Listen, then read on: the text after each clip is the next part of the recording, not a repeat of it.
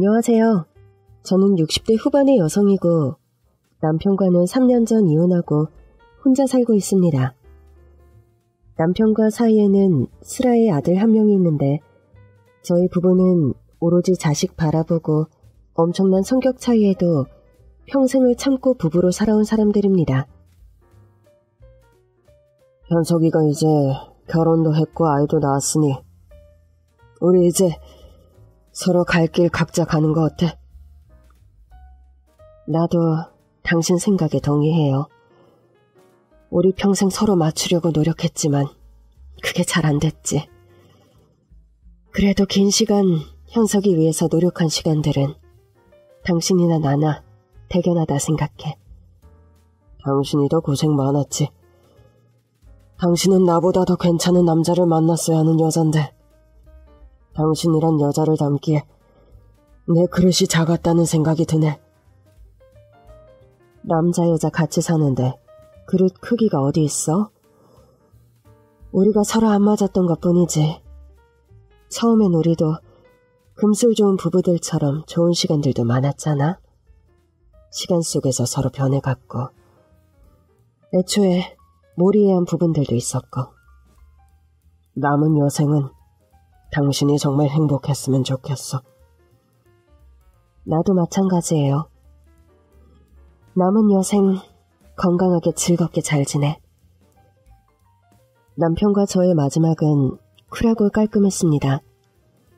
누구 하나 매달리거나 이혼에 관해 징징대거나 다투는 사람은 없었죠.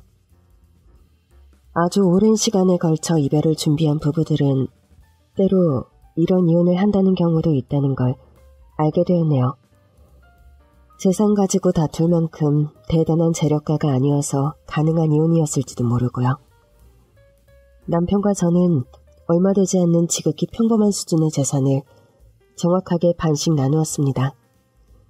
부동산, 집, 연금, 보험.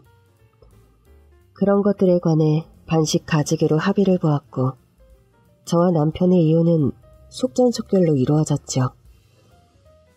저희 노부부의 이혼에 관해 반기를 두는 딱 한 사람이 있었으니 제 며느리였습니다.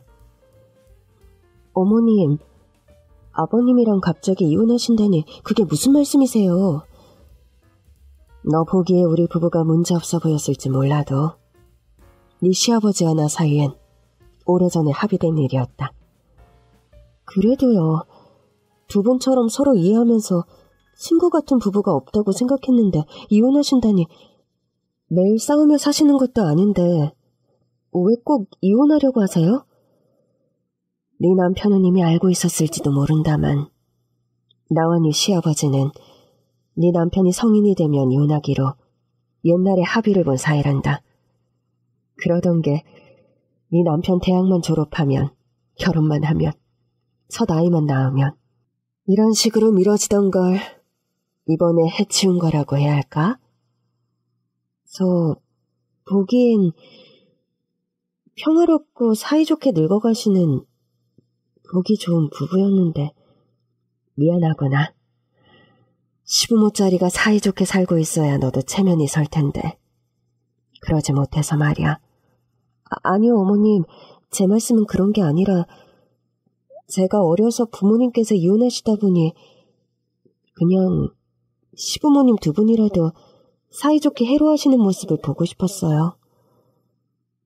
저희 며느리가 어려서 부모님께서 이혼하시다 보니 아빠 슬아에서 컸고 엄마 정을 모르고 컸다고 합니다. 그래서 요즘 젊은 아이답지 않게 대가족을 이뤄 북적북적 모여 사는 것을 부러워하고 바라는 아이지요.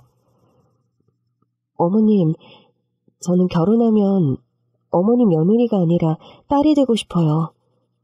그냥 드리는 말씀이 아니라 제 진짜 마음이 그래요. 시어머니랑 너무 가까이 지내는 거 요즘 며느리들은 달가워하지 않던데? 전 좀 달라요. 그런 부분에서. 엄마 아빠가 옛날에 이혼하시며 엄마가 여동생 데리고 가셨는데 타지에서 명을 달리해버리고 아빠 슬아에서 전 자랐는데 엄마 정이 항상 그리웠거든요. 그래, 내가 부족하겠지만 내게 친정엄마 같은 시어머니가 되도록 많이 노력해보마. 너도 서운한 것이 있으면 그때그때 말하고 날 편하게 대하렴. 어머님, 부족한 저를 며느리로 받아주셔서 감사해요. 그런 말이 어딨니? 너와 현석이가 서로 좋아 부부의 연을 맺는 건데 인사치레로라도 그런 말은 하지 말아라. 어머님의 그런 경우 바르고 쿨한 마인드가 저는 참 좋아요. 며느리는 첫 상견례 자리에서 제게 그런 말을 하며 살갑게 구는 아이였습니다. 애초에 시집살이를 자처했으나 제가 도리어 나서서 신혼집을 따로 구하고 부부만의 신혼생활을 즐기라고 만류했을 정도였죠. 그리고 저는 솔직히 시어머니가 되고 할머니가 되었다고 해서 자식 손주를 한 집에 다 품고 북적북적 살고 싶은 성향의 사람은 아니었답니다. 저는 20대 중반의 나이에 결혼해서 20년 넘는 시간을 시어머니를 모시고 한 집에 살았어요. 예, 너는 젊은 애가 어찌 이리 동작이 굼뜨니? 아침 설거지 끝낸 지가 언젠데 점심 준비할 생각 안 하고 한가하게 소설책이나 읽고 있을 참이야?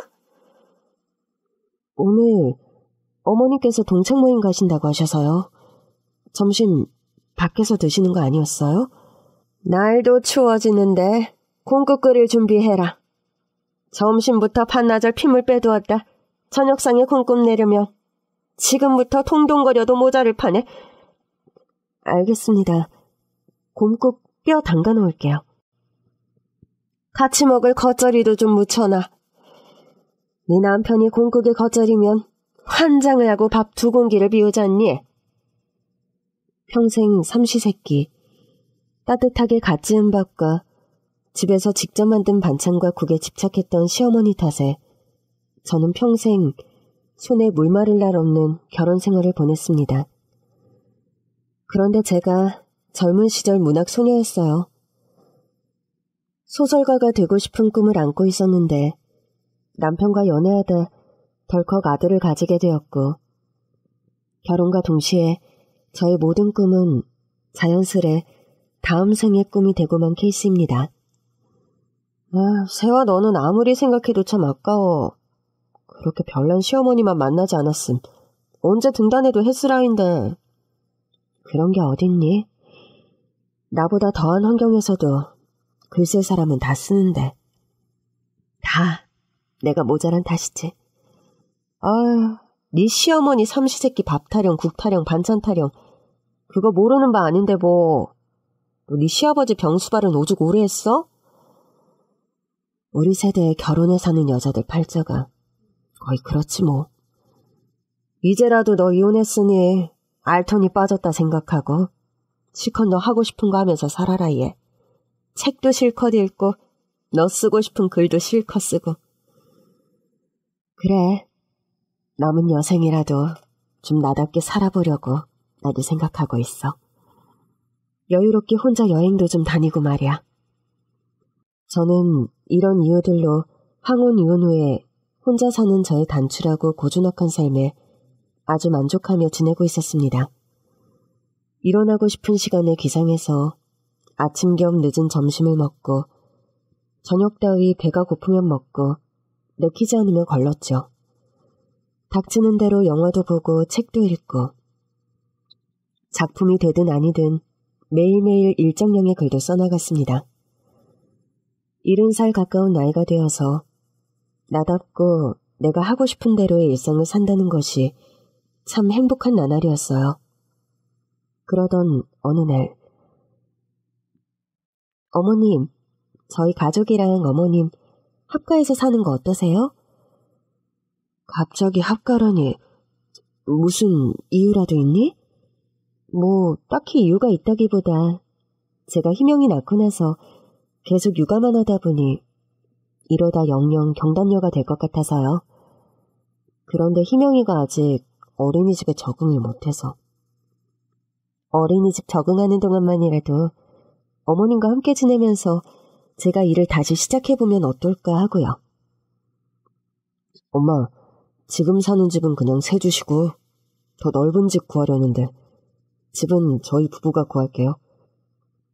어차피 올해 집을 사려다 집값 내려가는 분위기도 그렇고 몇 년 전세 살다 집 사려는데 지금 가진 돈이면 엄마 모시고 내 식구 살만한 전셋집 충분히 구할 것 같거든요. 글쎄다. 네가 육아가 힘들어서 그런 거라면 내가 반나절 정도 너희 집에 가서 희명이 돌봐주는 건 어때?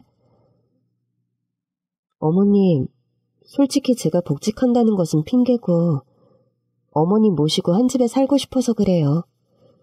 전 우리 희명이가 엄마 아빠뿐 아니라 할머니 슬하에서도 따뜻한 사랑받으며 다복하게 자랐으면 싶어요.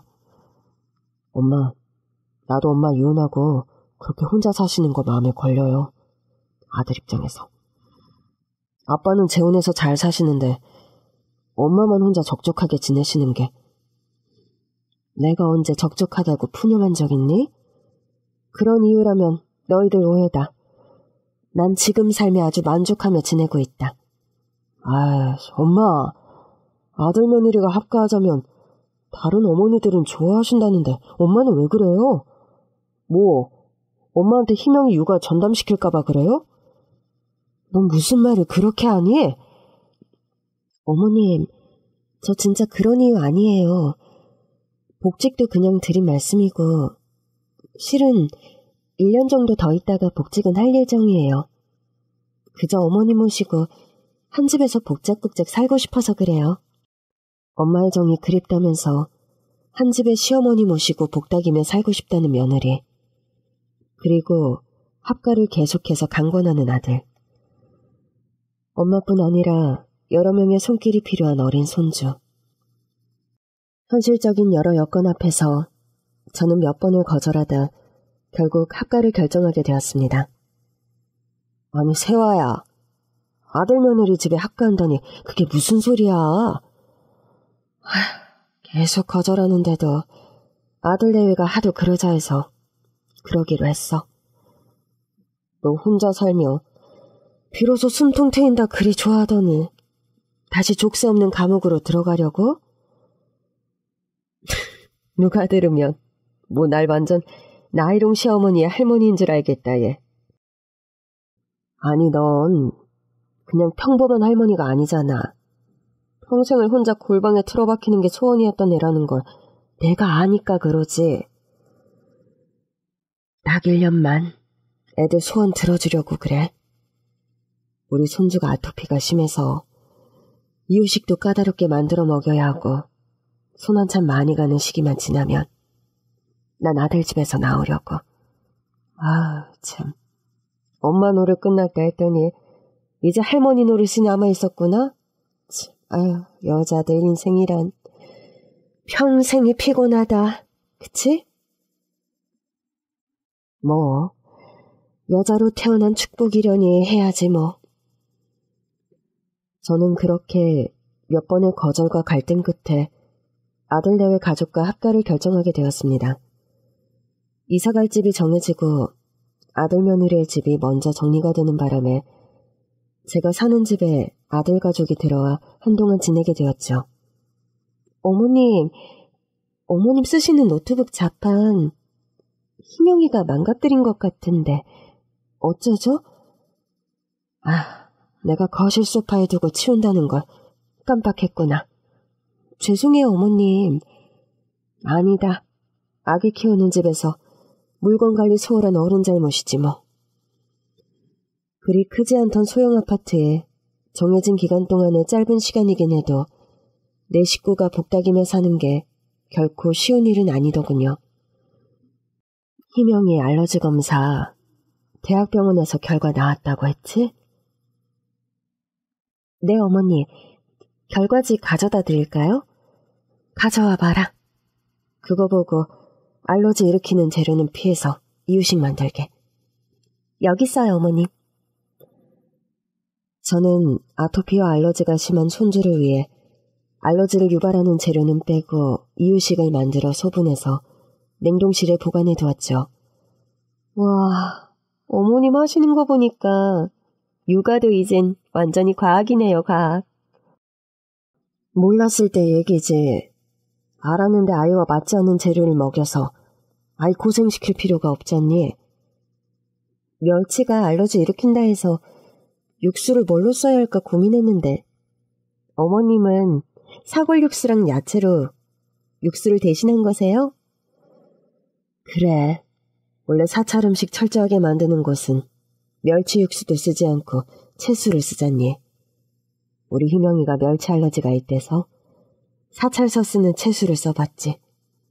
채수가 밍밍할 것 같아도 제대로 우려내면 깊은 맛과 감칠맛이 멸치 육수 못지않단다. 어머님, 솔직히 말씀드리면 제가 열심히 덤벼서 이유식을 만들어봤는데 희명이가 영 안 먹어서 시판 이유식을 먹였거든요. 그래서 그런가 아토피도 차도가 없었는데 어머님 만드신 이유식 먹고 절반은 피부 알러지가 들어간 것 같아요. 내가 아는 레시피 그대로 하면 네가 만든 것도 얼마든지 잘 먹을 게다. 어머님, 저희 들어와서 시끄럽게 굴어서 요즘 글도 많이 못 쓰시고 죄송해요. 그런 말 말아라. 어차피 내 인생의 우선순위는 옛날에 정해졌고 나는 후회 없는 사람이야. 우리 손주가 아토피로 저리 고생하는데 할머니가 돼서 이유식으로라도 도움이 되어줘야지. 부지런히 빨리 배워서 제가 만들도록 할게요, 어머님. 그래. 잘 배워서 엄마 손으로 만든 이유식 먹이면 희명이도 더 좋지. 사실 손주 녀석의 체질이 저희 아들 체질을 쏙 빼닮았습니다. 저희 아들이 날 때부터 예민한 성정에다 알러지가 심한 아이였죠. 해서 모유 수유가 끝난 뒤에는 이유식을 먹였는데 그때에도 시판 이유식을 한 숟갈도 먹이지 못했었습니다. 파는 이유식에는 경기를 일으키듯 알러지가 돋아나는 예민한 성정 때문이었죠. 네 남편이 지금 희명이처럼 파는 이유식을 전혀 먹지를 못했단다. 내가 전량이 많지도 않은데 분유도 일체 먹질 못해서 돼지뼈 삶은 국물을 눈물 흘려가며 마시면서 모유 수유를 1년이나 겨우 했지. 아, 우리 희명이가 제 아빠를 쏙 빼닮았군요. 저는 분유도 잘 먹고 시판하는 캔에 담긴 이유식도 잘만 먹었다던데. 미안하다. 예민한 아들내미 낳는 것으로도 모자라 내게 그 손 많이 가는 손주를 대물림하게 만들었네. 그런 말씀 듣자고 한 말은 아니에요, 어머님. 알아. 그래도 같은 여자로서 내게 미안해서 그러지. 대신 희명이가 이유식 졸업할 때까지 이유식 전담은 내가 하기로 하마. 어머님, 감사해요. 요즘은 친정엄마들도 아기 육아 잘 안 도와주시는 분들이 많은데 어머님이 이렇게 도와주셔서 저 정말 감사하게 생각하고 있어요. 아니다. 내가 겪어온 힘들고 만만치 않은 과정을 네가 겪고 있는데 육아 선배로서 돕는 게 당연해. 제가 사는 좁은 집에서 아들 내외와 복닥이며 살다 보니 제 시간이 현저히 줄어드는 것은 어쩔 수 없었습니다. 그래도 딸이 없는 제가 며느리와 정말로 딸과 엄마 같은 깊은 정이 생기는 시간이 되는 것도 사실이었죠. 어머님, 일요일인데 저랑 목욕탕 가요. 희명이는 어쩌고? 일요일인데 아빠가 봐도 되죠. 여보, 희명이 2시간만 봐줄 수 있지? 그렇게 저를 데리고 동네 목욕탕에 데리고 가는 며느리였습니다. 어머님, 또 가려운 데 없으세요? 제가 시원하게 다 밀어드릴게요. 이미 등뿐 아니라 팔이며 다리, 네가 하도 시원하게 밀어줘서 기분이 날아갈 것 같다. 너는 그만 쉬어. 내가 밀어줄게. 어머님, 저는 며칠 전에 세신 받아서 괜찮아요. 오늘은 제가 어머님 전담 세신사니까 말씀만 하세요.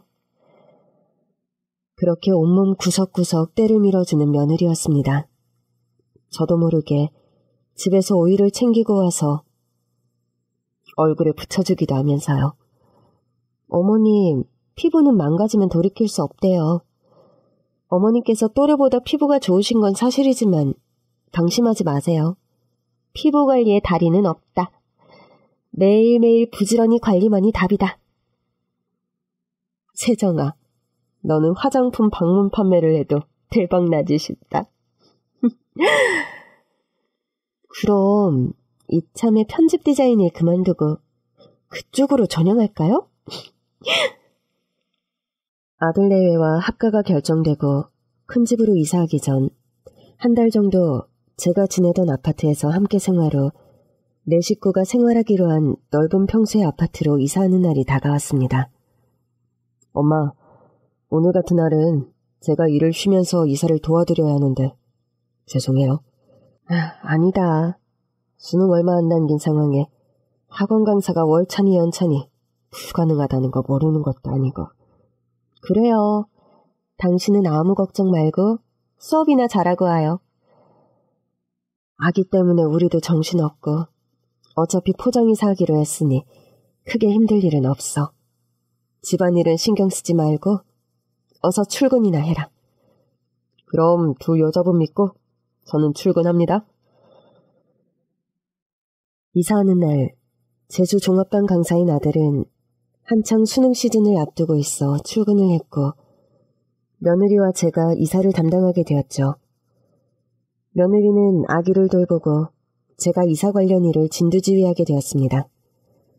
이것저것 약간의 우여곡절을 겪은 끝에 무사히 이사를 마치고 대충 짐 정리가 되었을 무렵 어머니, 오늘 이사 왔는데 옆 호실 분들께 떡이라도 돌릴까요? 그래, 마침 아파트 상가에 맛있어 보이는 떡집이 있던데. 그곳에서 주문할까? 네, 제가 얼른 떡집에 다녀올게요. 몸가짐이 날린 며느리는 어느 사이 떡집에 다녀오더니 어머니, 마침 오늘 이사떡 돌리기 좋은 떡이 많이 있더라고요. 한 10집 정도 돌릴 분량 사왔는데 어떠세요? 잘했다. 이사 온 날 떡을 돌리면 액땜도 되고 좋다던데. 떡 식기 전에 어서 돌리자꾸나. 마침 어린 손주 녀석은 방금 낮잠에 곤히 빠져서 잠깐 저와 며느리는 떡을 돌리러 집 밖을 나섰습니다. 우리가 나간 사이 네 아들도 깨서 우는 거 아니겠지? 아파트 같은 동 도는 거고 제가 베이비캠 실시간으로 확인하며 다닐 거니까 걱정하지 않으셔도 돼요. 그래, 그럼 얼른 나가서 떡만 돌리고 오자. 그렇게 아파트 같은 동에 1층부터 차례차례 이사떡을 돌리며 인사를 나누었습니다. 그런데요, 며느리랑 같이 옆 호실 초인종을 누른 순간 역대급 반전이 일어났습니다. 안녕하세요. 305에 이사 온 사람들인데 이사떡 좀 나눠드리려고 찾아왔어요. 실례가 안 된다면 문 좀 열어주시겠어요? 네, 잠시만요. 잠시 후 옆집의 문이 열렸고 문이 열리고 나타난 사람의 얼굴을 확인한 순간 저와 며느리는 너무 놀라 기함할 뻔했습니다. 왜 그렇게 놀란 거냐고요? 옆집 사는 여자의 얼굴이 며느리와 너무 똑같이 생겨 동명이인이라 해도 믿을 정도로 얼굴이 너무 붕어빵으로 똑같았기 때문이죠. 놀라기는 그 여자도 마찬가지였는지 이사떡 접시를 받아들고 한동안 넋이 나간 듯 아무 말도 못하더군요. 안녕하세요. 그런데 그쪽 얼굴이 처음 뵙는 분인데 어떻게 저랑 그렇게 똑같이 생기셨어요? 그러게요. 저도 그쪽 얼굴 보면서 솔직히 너무 놀라서 지금 기분이 좀... 저 역시 놀라기는 며느리나 그 사람처럼 매한가지였습니다. 얘야, 너 옛날에 너희 어머니랑 동생 타국에서 돌아가셨다고 하지 않았니? 그런데 어째서 너와 이렇게 똑같이 생긴 사람이 세상에 있다니? 어머니와 동생분이 있었다고요? 네, 저희 엄마 아빠는 제가 어려서 이혼하셨는데 가정 형편 때문에 아빠가 저를 거두시고 엄마가 여동생을 데려가셨다 들었어요. 엄마와 여동생은 이혼 후 일본으로 이민을 갔는데 그곳에서 지진이 발생해서 명을 달리했고요. 어머나 세상에, 그쪽 어머니와 여동생이 일본서 지진으로 명을 달리했다고요? 그거 거짓말 아니고 진짜입니까? 옆집 사람은 뭔가 어색한 한국말을 구사하시더군요. 예민하게 들어보면 과거에 제일교포 어르신들이 자주 쓰던 억양, 일본어 억양이 섞인 한국말을 하고 있는 것이 분명했습니다. 혹시 어렸을 때 일본에서 자라셨나요? 그냥 한국 사람이 쓰는 한국말 억양이 아닌 것 같아서요. 저 어려서 엄마와 함께 단둘이 일본으로 건너갔고 저희 엄마께서는 25년 전 일본에서 지진 사고로 돌아가셨습니다. 저는 기적적으로 살아남아 일본에서 지내다 3년 전 한국으로 귀국했고요. 그럼 그쪽 이름이 어떻게 되죠? 저는 그 사고 현장에서 가까스로 구조가 되었지만 당시 충격을 너무 많이 받아서 모든 기억을 잃은 상태입니다. 병원에서는 해리성 기억장애라고 충격으로 당시 기억을 모두 잃었다 하는데 아직도 기억을 완전히 되찾지는 못한 상태입니다. 이름도 분명히 아닙니다. 제 정확한 이름은 아무도 몰라요. 며느리와 똑같이 생긴 옆집 여자는 일본에서 지진 사고를 당했다고 하는 겁니다. 당시 충격을 너무 받아서 엄마를 잃은 사실도 사고 후 몇 년이 지나서야 겨우 기억을 할 수 있었다고 하네요. 그쪽과 제가 얼굴이 너무 똑같고 저 역시 엄마와 여동생을 일본에서 지진 사고로 잃었습니다. 사고가 난 시간적인 시기도 비슷하고요. 이럴 게 아니라 두 사람 이름 모르는 거니 자매지간이 맞는지 검사를 한번 받아보는 게 어떠니? 어머님, 저도 그게 좋은 생각인 것 같아요. 그런 검사가 있습니까? 좋습니다. 검사 받아보겠습니다. 그렇게 해서 며느리와 옆집 여자는 생물학적으로 자매가 맞는지 알아보기 위해 형제자매 검사를 받게 되었습니다. 그리고 얼마 후 어머님, 드디어 검사 결과가 나왔어요. 그래? 결과가 뭐라고 나왔니? 저 옆집 여자, 제 여동생이 맞대요. 아니, 좋은 소식 앞에서 왜 울고 그래? 얼른 가서 결과를 말해주자꾸나. 저와 며느리는 한달음에 옆집으로 찾아갔습니다. 초인종을 누르자 바로 옆집 여자, 아니 며느리의 여동생이 나오더군요.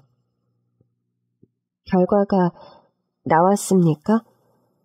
민정아, 내 동생 민정이 언니가 못 알아봐서 미안해. 난 옛날에 그 사고로 엄마와 같이 네가 실종되었다 해서 명을 달리한 줄로만 알았어. 그럼 제가 그쪽 동생이 맞는 겁니까? 형제자매 검사 결과가 나왔는데, 자 보세요. 이게 결과를 알려주는 통지서인데 자매관계가 맞다고 나왔죠? 언니, 그럼 당신이 나의 언니. 그래 민정아, 진짜 네 이름은 민정이야. 최민정.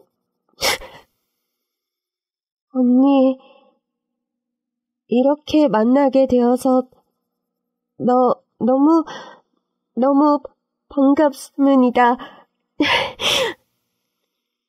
며느리와 여동생은 서로 자매지간임을 확인하고 감격스러운 상봉을 하게 되었습니다. 두 사람이 꼭 끌어안고 한참을 우는 것을 지켜보는데 제 마음도 아주 먹먹하고 감동적인 것이었죠. 옆집 사는 여자가 당신 여동생이었다고?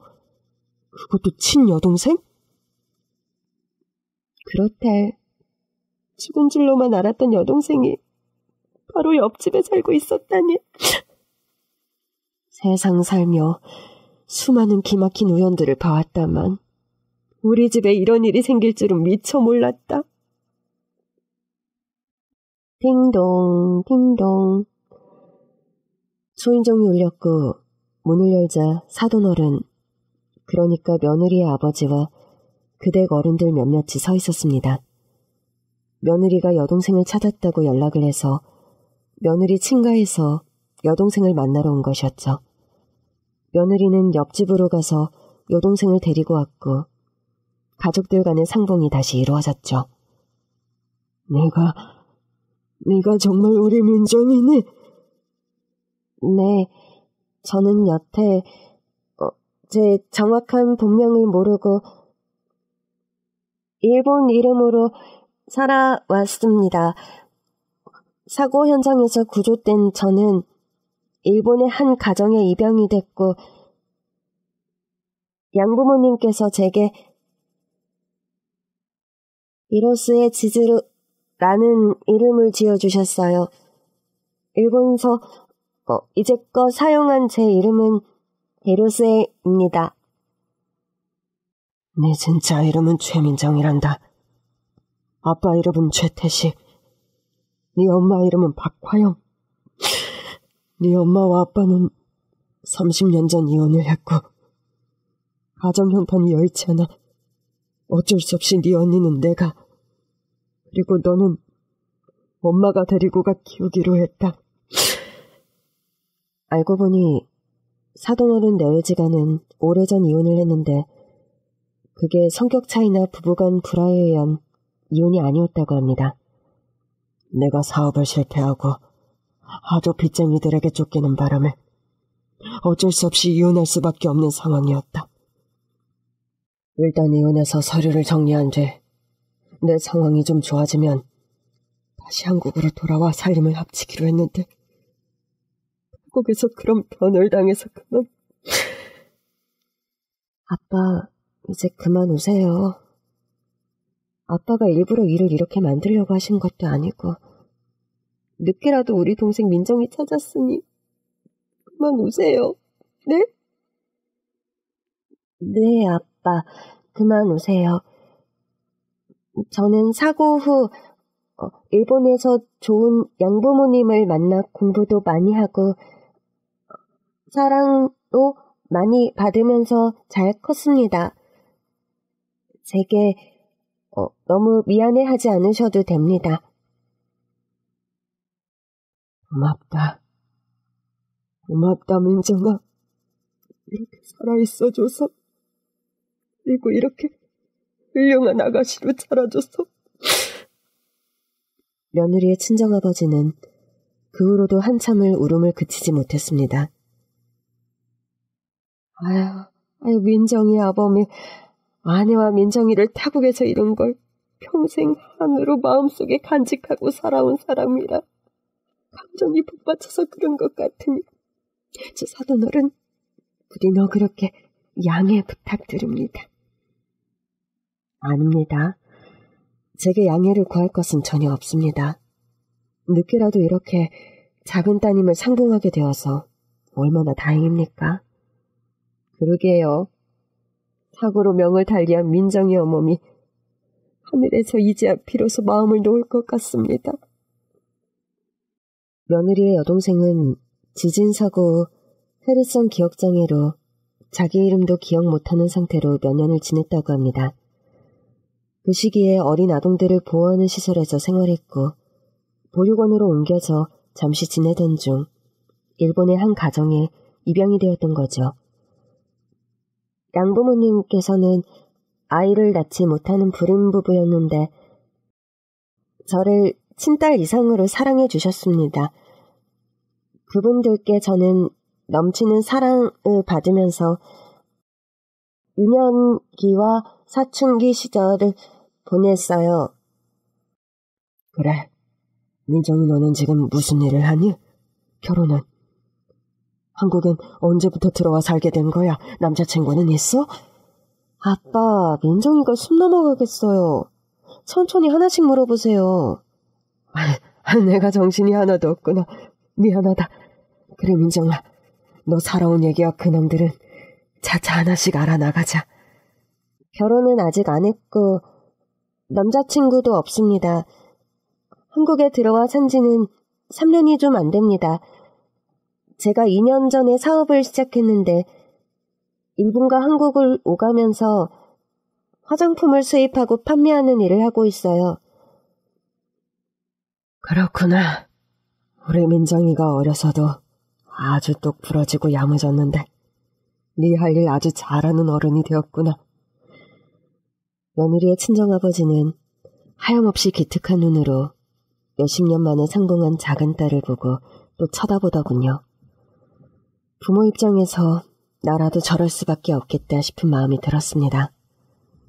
며느리의 여동생 사돈처녀는 젊은 사업가인데 능력도 아주 훌륭한 사업가였습니다. 일본 국적의 그녀는 자국에서 수여하는 젊은 사업인상을 받을 정도로 승승장구하는 업계에서 알아주는 사업가라 하더군요.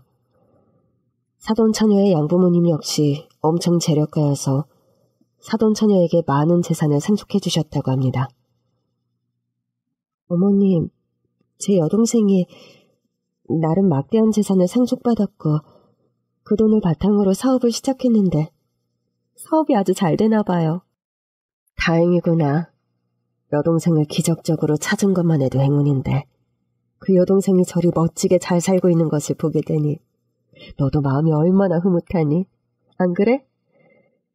어머님, 여동생이 최근에 저에게 좀 부담스러운 제의를 하네요. 여러 가지로. 그건 또 무슨 말이니? 부담스러운 제의라니. 자기는 세상천지 생물학적인 가족은 없을 거라 생각했는데 친언니를 찾아서 세상을 다 얻은 것 같다면서 저희 가족한테 자기 옆집, 그러니까 지금 사는 아파트 한 채를 사주겠다는 거예요. 너희 내외에게 아파트를 선물한다고? 네. 자기는 경제적으로 여유롭고 그런 여유를 저와 나누고 싶다면서요. 게다가 자기 하는 사업을 저보고 좀 도와달라는데 어찌해야 할지. 네가 왜 부담스러운 제의를 했는지 알겠구나. 네 남편하고는 상의를 해봤니? 그 사람한테도 말했는데 저와 같은 반응이에요. 호의가 고맙긴 하지만 부담스럽다 아주 뭐. 그래, 너희가 잘 생각해보고 결정하렴. 그런데 사업을 같이 하자는 제의는 꼭 거절할 일만은 아니지 않니? 너도 어차피 조만간 일을 시작하고 싶어 했잖아. 여동생 하는 일이 화장품 관련한 사업이고 저도 관심 있는 분야긴 한데 희명이도 아직 어리고 해서 좀 고민해보려고요. 희명이가 이제는 어린이집 적응도 잘해서 다니는데 뭐가 그리 걱정이야? 제가 일을 다시 시작해도 괜찮을까요? 며느리는 어린 손주 때문에 일을 다시 시작하는 것을 걱정했는데 이 문제 역시 사돈처녀의 도움으로 해결이 되었습니다. 회사 대표를 맡고 있는 사돈처녀는 시간적으로 나름 여유가 있는 편이라 오후 반나절을 본인이 조카를 돌보겠다고 나선 겁니다. 그러고 본인이 일로 바쁠 때는 손주를 돌볼 수 있는 베이비시터까지 고용을 했더군요. 아들 내외는 고민 끝에 사돈처녀가 선물해준 아파트로 이사를 가게 되었습니다. 어머님, 만류하시는 어머님 설득해서 큰 집으로 이사까지 왔는데 이렇게 저희가 다시 나가게 되어서 죄송합니다. 나한테 죄송할 게 뭐가 있니? 나야 원래 살던 집으로 들어가면 되는데 뭐. 조제가 자꾸 자기만 혼자 넓은 집에 사는 게 마음에 걸린다면서 자꾸 아파트를 선물해주고 싶다고 해서 고민 끝에 받기로 했어요. 그래, 너무 고마운 일이다. 너희 부부가 아파트 마련한다고 그동안 그렇게 허리띠를 졸라매며 살아왔는데 그런 걱정 안 하고 살 거 생각하니 엄마도 무척 고맙구나. 희명이를 자기 아들처럼 너무 예뻐하네요. 요즘 결혼 안 한 이모나 고모들이 조카를 자식처럼 아끼는 경우가 많다던데 저희 처제가 딱 그런 것 같아요.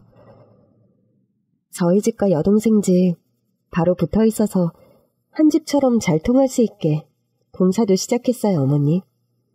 네가 복닥거리는 집에서 사는 게 소원인 아이였는데 여동생 만나 그리 살게 되니 소원 성취했구나. 안 그래? 맞아요, 어머니. 그리고 실은 어머님께 그간 여러 가지로 죄송했어요. 내가 여러 가지를 죄송했다니 그게 무슨 말이야? 처음에 어머님께서 저희 가족과 합가 반대하셨을 때 저는 어머님이 그냥 예의상 저희와 함께 사는 걸 물으신다 생각했어요. 엄마, 이 사람이 엄마 성향을 전혀 몰랐던 거지 뭐. 안 그래? 그리 말할 일은 아니다. 그때는 희명이가 아토피가 하도 심해 아무거나 잘 먹지도 못하던 때 아니니? 요즘 식단 엄격히 조절해서 겨우 좋아진 거고. 저는 어머님께서 평생 혼자만의 시간과 공간을 갈구하시며 사신 걸 최근에 알게 됐어요. 아니, 네가 그걸 어떻게... 어머님이 항상 희명이 재우고 가족들 다 잠들면 혼자 방에서 글 끄적이다 주무셨잖아요. 밤늦게까지 피곤하지도 않으신가? 뭘 저렇게 열심히 쓰시는 걸까? 솔직히 궁금했는데 며느리는 우연찮게 노트북에 제가 끼적거린 글들을 몇 편 보게 되었나 봅니다. 그 안에는 수필도 있고 일기 비슷한 것도 있고 짧은 단편소설 같은 것도 있었는데 저 살아온 이야기를 풀어낸 글들을 읽게 되었나 봅니다. 어머님, 저는 제가 아빠와 단둘이 외롭게 자라와서 세상 사람 모두가 저처럼 복닥이며 가족 여러 명이 함께 사는 걸 좋아할 거라고 착각했던 것 같아요. 특히 어머님은 나이가 있으시니 더 그러실 거라고 제 멋대로 착각한 거죠. 네가 그렇게 말하면 내가 너무 미안해지지 않니? 나 역시 너희들과 한 집에 사는 동안 재미있고 무척 좋았단다. 내게 그런 말 할 필요는 없어. 알아요, 어머님. 제가 어머님 타박하려는 소리가 절대 아니고 너무 제 입장에서만 생각했다는 말씀을 드리는 거예요.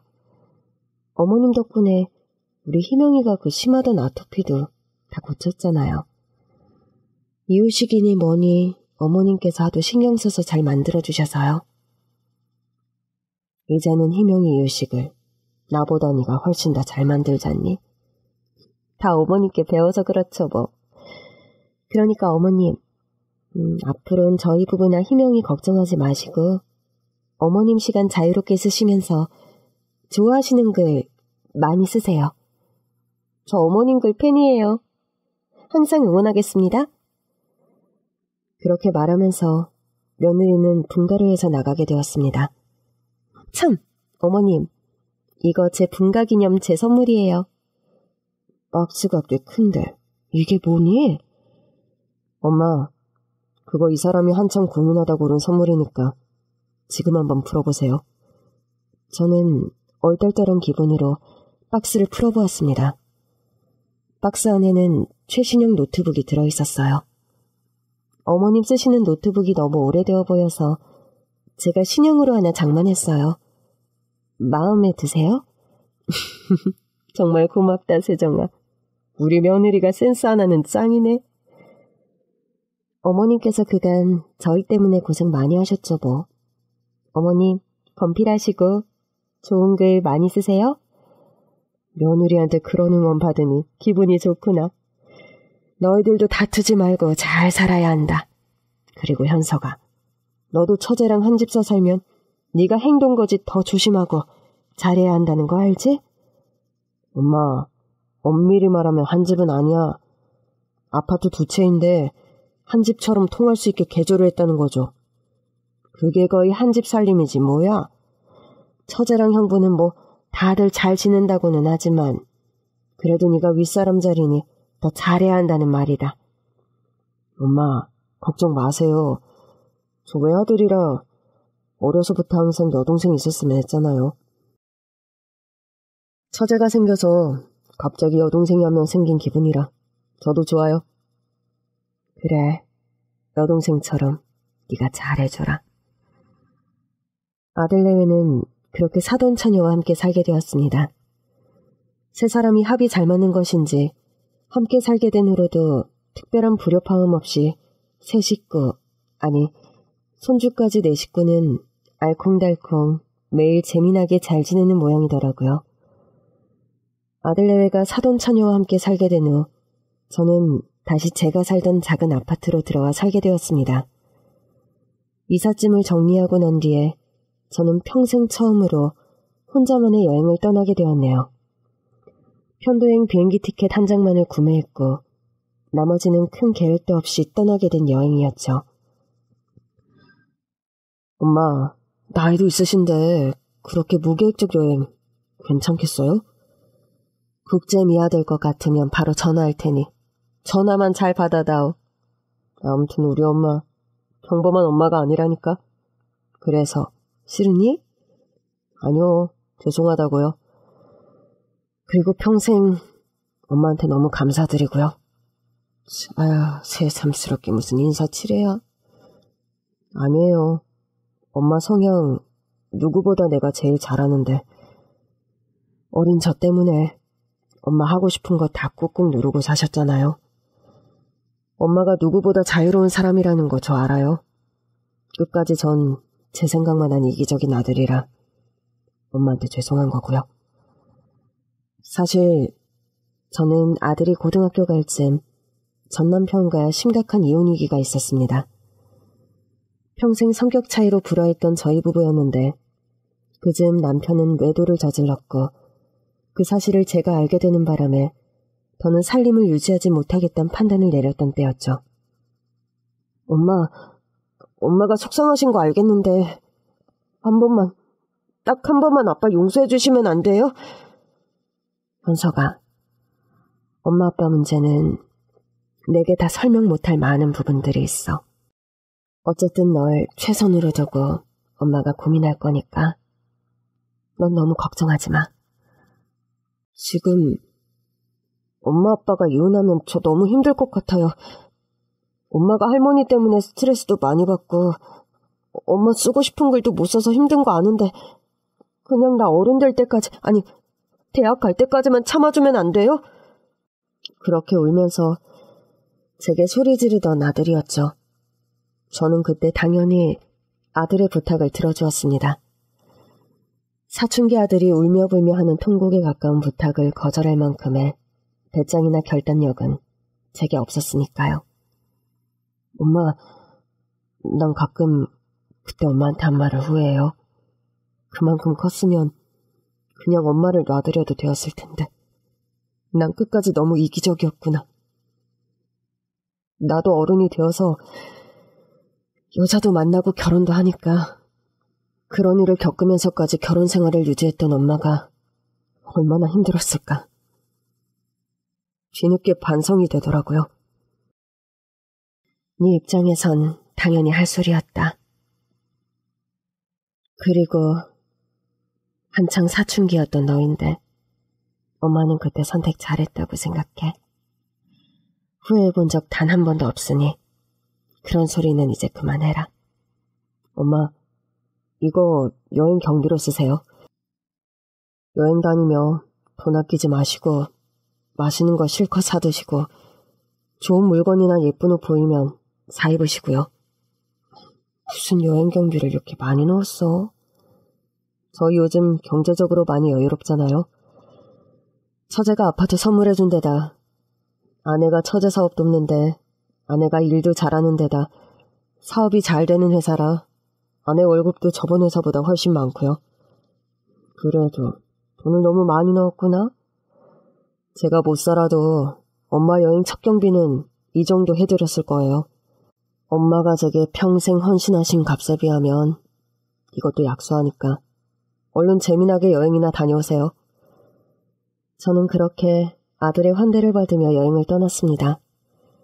여행 가방은 최대한 단출하게 샀어요. 최소한의 여벌옷과 속옷, 그리고 노트북이 전부였죠. 비행기 안에 올라 노트북을 꺼내 끄적거리는데 문득 많은 생각이 몰려왔습니다. 제가 평생 살아온 시간들과 혼자 여행을 이렇게 떠나기까지 겪어야 했던 수많은 과정들이 하나하나 떠오르더군요. 어찌 보면 제가 원한 것은 대단한 일이 아니었습니다. 하루 서너 시간 정도의 올곧이 나만을 위한 시간. 책도 읽고 이것저것 글을 끼적일 수 있을 정도의 여유를 그렇게 갈구했는데 70살이 다 된 나이에 비로소 제 소원을 이루게 된 셈이죠. 이코노미석의 비좁은 자리에서의 장거리 여행인데도 저는 가는 동안 피로를 하나도 느끼지 못했습니다. 오로지 저 혼자만의 시간을 보내고 있었고 또 혼자만이 겪어낼 기한이 정해져 있지 않은 여행의 여정이 절 기다리고 있었으니까요. 예, 우리 나이에 가이드 없이 떠나는 여행 불편할 텐데 괜찮겠니? 뭐 세계 어디든 요즘 인터넷은 웬만하면 되니까 그때그때 알아보며 다니려고. 아무튼 세환이가 처녀 쪽부터 좀 유별나긴 했어. 유별나긴 무슨? 지극히 평범하게 살아온 인생이 내 인생인걸? 그래도 네 아들 내외 그리 분가해 나가 잘 산다니 다행이다. 어쩜 그런 식으로 잃어버린 동생을 다 찾는다니? 그러게 말이야. 살다 보니 그런 기적 같은 행운도 있는 거더라. 우리 남은 인생이 그리 길진 않겠지만 우리한테도 혹시 몰라? 그런 말도 안 되는 행운이 기다리고 있을지? 네 말 듣고 보니 그러네. 사람은 한치 앞을 모르는 게 인생사니까. 밥 잘 챙겨 먹고 조심히 여행 다녀와. 친구의 안부 인사를 뒤로 하고 저는 처음 와보는 타국의 공항을 가로질러 걸어나갔습니다. 처음 마셔보는 공기, 생전 처음 보는 하늘빛과 나무 풍경. 크게 심호흡 한 번을 하고 이국의 거리 속으로 용기를 내서 발걸음을 내딛었죠. 여행의 끝에 특별하게 달라질 것이 없을지라도 이제까지 살아온 방식과 다른 루트의 삶을 경험하고 온 것만으로 저는 많이 행복할 것 같다는 생각이 듭니다. 하루 종일 많이 걷고 돌아다니고 피곤하면 숙소에 돌아와 잠시 쉬었다 잠들기 전까지 노트북을 열어 글을 끄적거리고 어찌 보면 단순한 루틴을 반복할 생각입니다. 여러분께서는 여러분이 바라는 삶을 살고 계신가요? 그렇지 않더라도 너무 불행하다 생각하지 않으셨으면 좋겠어요. 인생이란 내 스스로 컨트롤할 수 없는 시기란 것이 있고 그 시간 속에서도 충분히 의미 있는 무언가를 해나가는 게 인간이란 생각이 듭니다. 돌이켜 생각할 때 제가 아들을 키우고 가정주부로 보냈던 시간들이 전혀 무의미한 시간이 아니었던 것처럼 말입니다. 제가 여행을 떠나올 때 절 쳐다보던 아들의 눈빛에서 저는 가끔 내 자신은 없다 생각했던 저의 지난한 일상들이 어떤 가치를 지니고 있었는지 새삼 알게 되었거든요. 고마운 엄마, 감사한 엄마로 기억되는 저의 반평생 역시 아름다웠다 생각이 듭니다. 해서 지금 이렇게 행복한 마음으로 홀가분하게 여행을 떠나올 수도 있는 거겠죠. 어떤 순간을 보내고 계시든 많이 행복하셨으면 합니다. 긴 얘기 들어주셔서 감사합니다.